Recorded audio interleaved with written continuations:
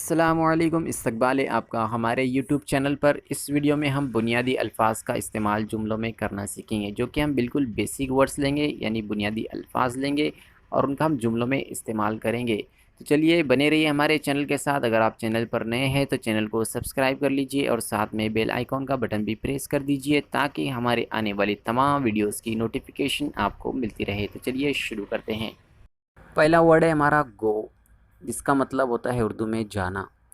इसका सेंटेंस होगा आई go to a gym, यानी मैं जिम जाता हूँ। इस तरीके से आप दूसरे सेंटेंस भी बना सकते हैं। I go to a school, I go to a market.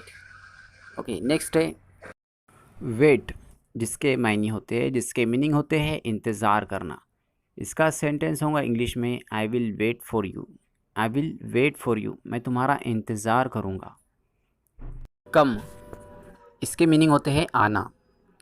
I come here every day. I come here every day, यानी मैं यहाँ रोज़ आता हूँ। मैं यहाँ रोज़ आता हूँ। ब्रिंग, यानी लाना, जिसके मीनिंग होते हैं इंग्लिश में लाना। इसका सेंटेंस होगा आई विल ब्रिंग हिम, मैं उसे लाऊंगा। आई विल ब्रिंग हिम, मैं उसे लाऊंगा।